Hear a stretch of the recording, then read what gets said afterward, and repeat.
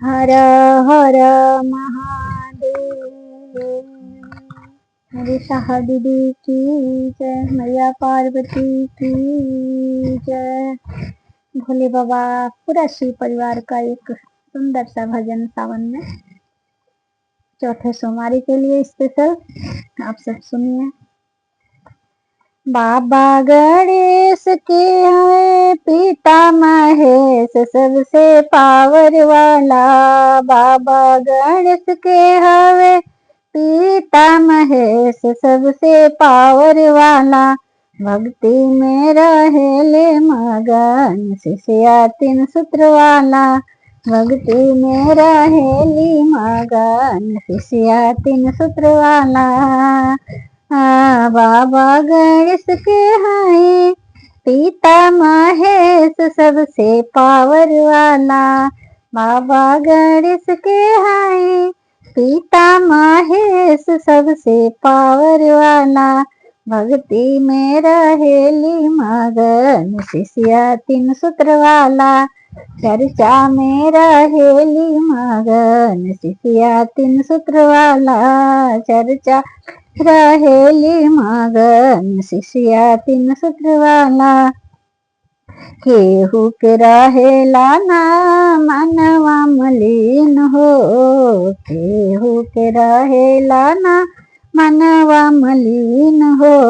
मनवा मलिन हो।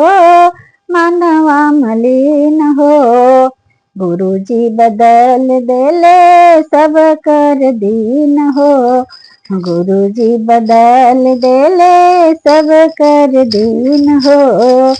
तीनों लोक के मालिक है। तीनों लोक के मालिक है।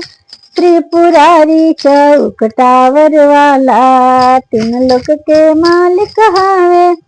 त्रिपुरारी चौक टावर वाला।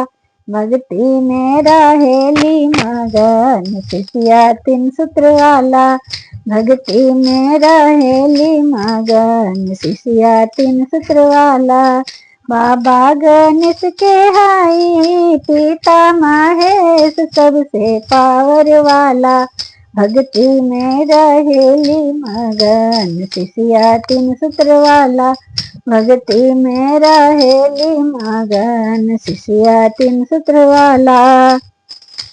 पूरा परिवार पूजेला महिमा त न्यारी बा। पूरा परिवार पूजाला महिमा त न्यारी बा। महिमा त न्यारी बा हो महिमा त न्यारी बा। एही से बैलायरी बघवा सवारी बा।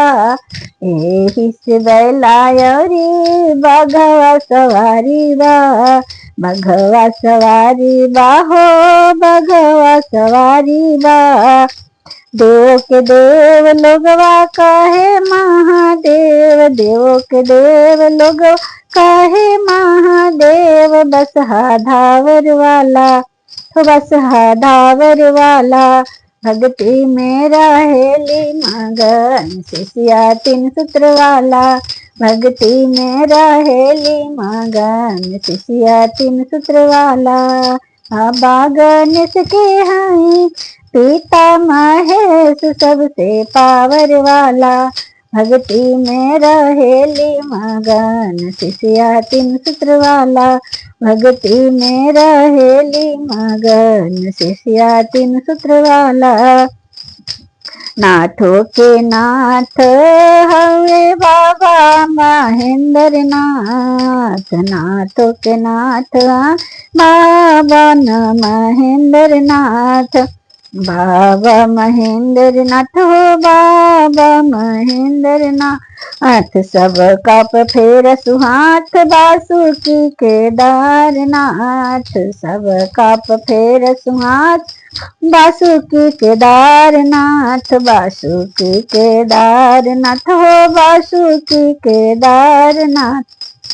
फिर ये नजर छोटी दिलवा से डर। फिर ये नजर छोटी दिलवा से डर। भूतवा भावर वाला हो भूतवा भावर वाला भक्ति में रहेली मगन शिष्या 3 सूत्र वाला भक्ति में रहेली मगन शिष्या 3 सूत्र वाला बाबा गणेश के हाई पिता महेश सबसे पावर वाला भक्ति में रहेली मगन शिष्या 3 सूत्र वाला भक्ति में रहेली मगन शिष्या 3 सूत्र वाला भैया हरिंदर दिहले 3 सूत्र ज्ञान हो साहब हरिन दिहले 3 सूत्र ज्ञान हो 3 सूत्र ज्ञान हो 3 सूत्र